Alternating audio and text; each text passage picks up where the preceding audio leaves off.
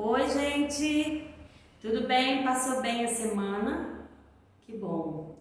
Então, quem não chorou no filme A Corrente do Bem? Porque eu me derreti. É um filme emocionante, né?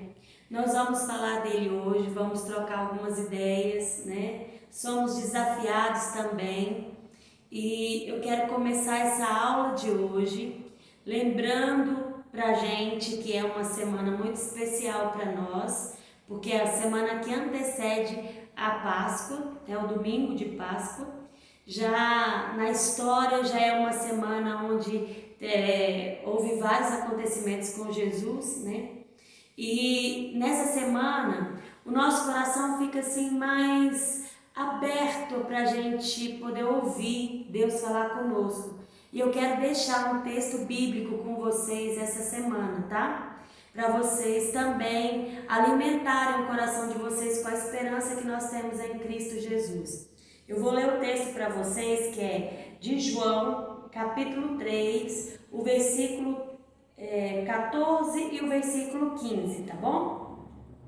E do modo porque Moisés levantou a serpente no deserto, assim importa que o Filho do Homem seja levantado, para que todo o que nele crê tenha vida eterna. Eu quero só lembrar para vocês que uma vez que o povo estava no deserto e eles estavam murmurando muito, porque eles estavam tristes, cansados, estressados, e eles começaram a reclamar muito.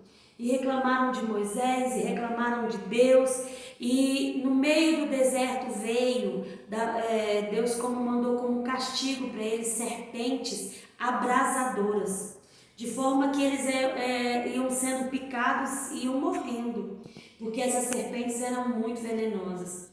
E aí o povo começou a falar: misericórdia, misericórdia, o que está acontecendo com a gente? E eles foram e pediram para Moisés: Moisés, intercede a Deus por nós. E Moisés foi e intercedeu ao Senhor e disse: Senhor, esse povo não pode morrer, porque é teu povo, ele é conhecido como teu povo. E aí então Moisés falou com o Senhor, e o Senhor disse: faz uma serpente de bronze, coloca ela no meio do arraial, levanta ela, e todos os que forem ofendidos pelas cobras abrasadoras, as serpentes abrasadoras que estão vindo picar eles, todos que olharem para a serpente ficarão imediatamente curados. E aí então Moisés fez assim, e passou aquele tempo daquela prova difícil. Todos os que foram picados a partir de então olhavam para a serpente de bronze e ficavam curados. Agora nós temos na Páscoa uma nova forma da misericórdia de Deus na nossa história. É que Jesus foi levantado na cruz para pagar o preço que era o salário do pecado, é a morte.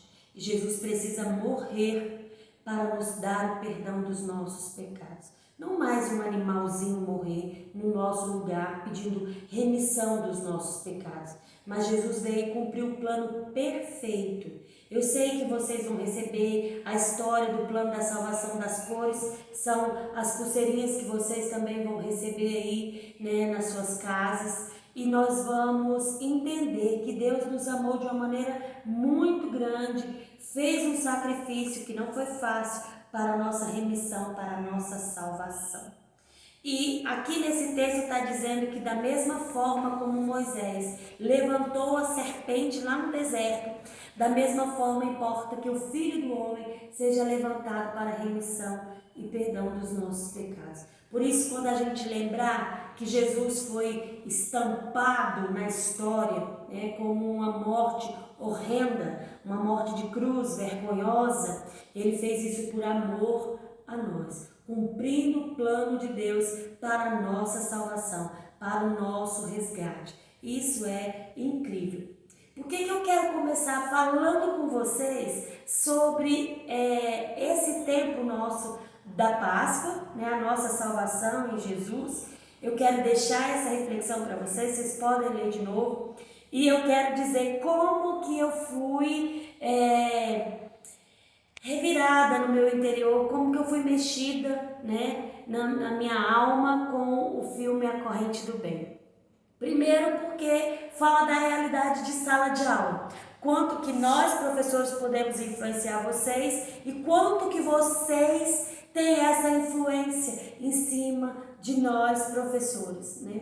A gente tem uma troca. Na verdade, não é só o lado do professor que ensina e descarrega em cima do aluno. Pelo contrário, o aluno ele traz para o professor algo que desafia, ele traz vida, ele traz questionamentos, mas ele traz muitas experiências de vida. Muitas vezes a gente aprende muito com vocês. Bom, falando do filme A Corrente do Bem, eu vou deixar um link aí junto com esse vídeo dessa aula, um outro videozinho que tem aí na internet para vocês pensarem e para a gente conversar, para a gente trocar ideias. Esse professor, o Simonetti, ele é o professor do filme, né? Ele, no início da aula dele, ele vem como um professor novo para a escola, né? Pelo jeito é uma escola pública, né? E é uma escola bem tumultuada, de diversas classes sociais ali. E ele chega na sala de aula e a primeira coisa que ele lança no quadro é uma tarefa que valeria um ponto extra para o ano inteiro. E a tarefa é: pense em uma ideia para mudar o mundo e a ponha em ação. Esse desafio dele encontrou lugar no coração de um menino. Ele tinha 11 anos, né, Trevor, e ele então sentiu-se desafiado. Porque o contexto de vida dele era um contexto conturbado e ele queria, no seu interior, no seu íntimo, ele desejava um mundo melhor, uma história diferente, uma situação onde pudesse haver esperança para a vida dele, para a vida da sua mãe e para a sociedade que ele estava vivendo. Então, essa história da Corrente do Bem, ela é uma história muito incrível.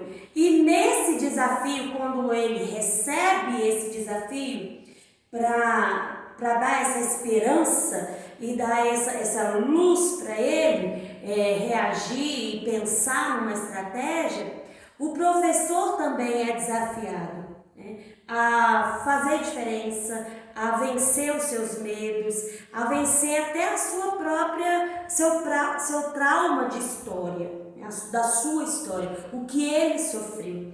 Então é um filme que nos faz pensar muito sobre as nossas ações. E em ética, nós temos que as nossas ações, elas favorecem ou desfavorecem. Ética é aquilo que é bonito, aquilo que é o que tem valor, que é o que é preciso fazer, né? O que é correto fazer, o que é certo. Às vezes, a pessoa fica sem fazer e fala: não tenho nada a ver com isso, não estou errando. Será que não? Tem um versículo da Bíblia que fala o seguinte: aquele que sabe fazer o bem e não faz, nisto está pecando. E interessante que esse desafio que o professor coloca, ele coloca a gente nessa situação.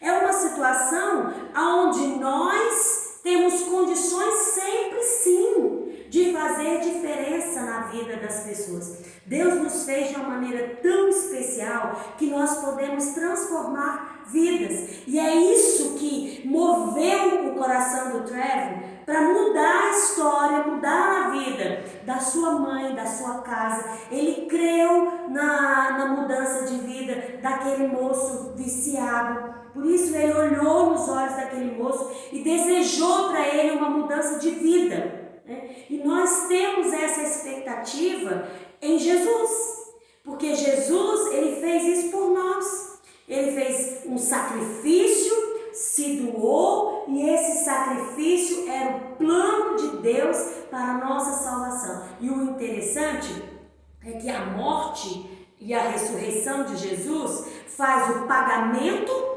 para a remissão dos nossos pecados, porque toda alma que pecar essa morrerá. Então Jesus vem e morre, paga o preço, e depois ele vence a morte.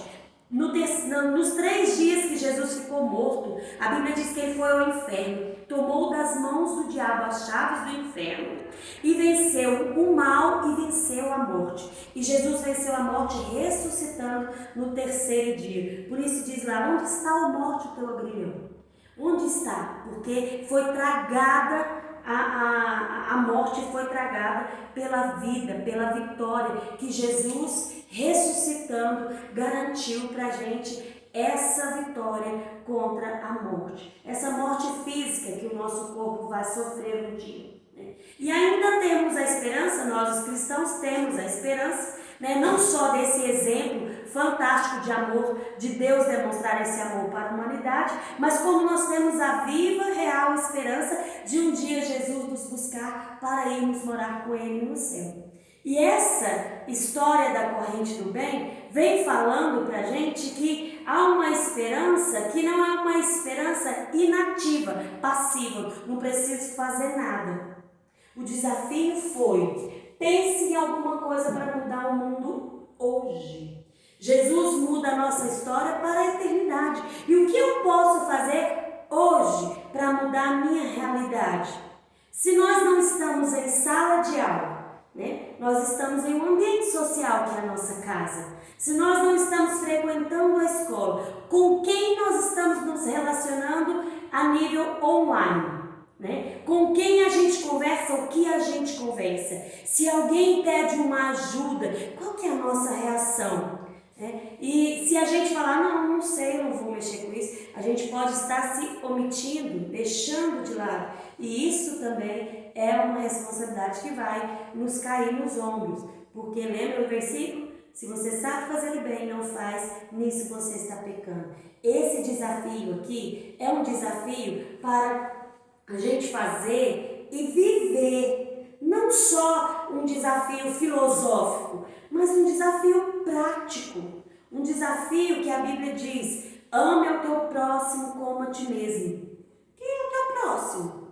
Quem está aí do seu lado tomando café com você, é o seu pai, é a sua mãe, você deve amá-lo. Faça com os outros aquilo que você queria que fizesse com você. Ah, sim, como é que eu gostaria de ser tratada e eu devo tratar o outro também? Esse filme, eu quero que vocês possam fazer pra gente, ter essa interação e esse entendimento tão profundo, eu vou dizer assim, há um desafio para o nosso modo de pensar, para o nosso modo de viver, para a nossa aula de ética, sim, mas para a nossa vida inteira. Esse pensamento, esse desafio do professor atingiu a ele próprio. Ele mesmo foi transformado. Ele dando aula várias vezes, ele diz, eu nunca pensei numa ideia como esta desse menino. Esse menino, ele tinha uma esperança. Se essa aula de hoje alcançar o seu coração, de repente você tem algo no seu interior que pode fazer e pode transformar o lugar que você está vivendo. A sociedade, nós temos essa capacidade.